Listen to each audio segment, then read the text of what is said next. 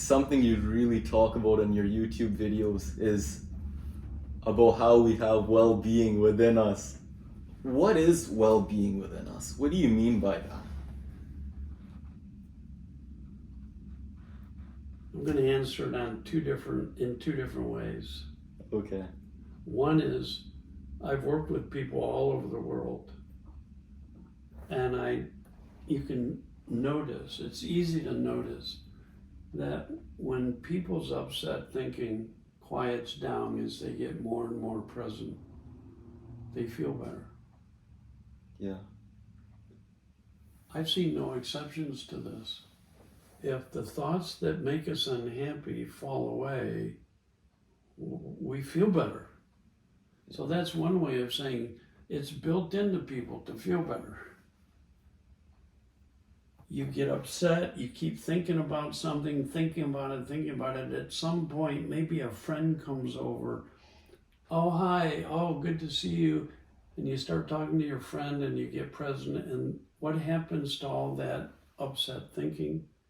When you're present, it falls away. Then you feel better. You might think you feel better because a friend came over. No, you feel better because you let go of the thoughts that were making you feel unhappy. Mm-hmm. Okay, so that's one way of talking about well-being. The other way of talking about inner well-being is that we are spiritual beings who have a physical body. Now, this is very scientific too. It's not religious, it's scientific and it's spiritual. Which means, like the scientists, a group of scientists at the North American Space Agency came out with a research study that if you look at everything in our universe that can be seen physically with telescopes or microscopes, it only adds up to 4% of the universe. And that 96% of the universe is formless energy. Yeah. They call it dark energy or dark matter. Formless, can't be seen, invisible. You can call that formless energy. You can call it spirit. You can call it God. You can call it the quantum field. You can use different names to try and say we're surrounded by an infinite field of energy. But we're all connected to that energy, or we wouldn't be able to move or talk or feel or see or hear. Wow, yeah. That life energy is formless. It can't be damaged. And it's our essence. So some people would say that's our soul. You know a word for soul? Anima. Mm-hmm. It's the word that's used for animation. Anima, animation. Yeah. It's what animates a movie, what animates a life, animates you and I. It allows me to move and speak and hear and see. What is it that's animating us? This life energy. So people call that our soul. Mm-hmm. So in spiritual teaching or true psychology, they'll say it's okay to think about whatever you want. That's the form of our being. We're human form beings. Being is another word for formless. 96% of us is spirit. Oh, yeah. It can't be damaged.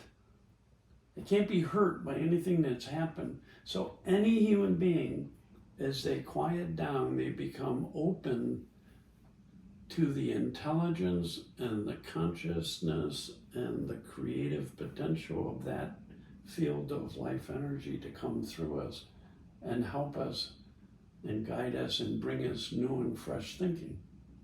Now, really simply, like my wife's an artist. And when she paints, she has ideas and images, and that's all in the world of form. But that's not what artists do, or musicians. They get really quiet into that creative space, and then something new and fresh is created or comes through them. is creative expression.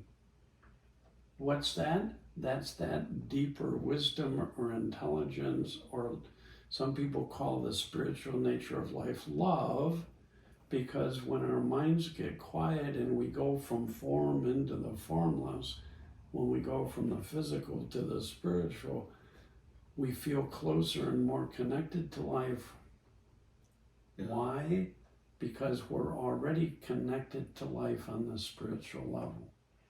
Right. Everything in the universe is connected to this same infinite field of life energy. Wow, I love that. I love how you broke it down from little steps. That's so nice. And we were even having this conversation before this video. We were talking about how being a wave, we don't think about how other waves are bigger or saltier or anything. We're all the same ocean.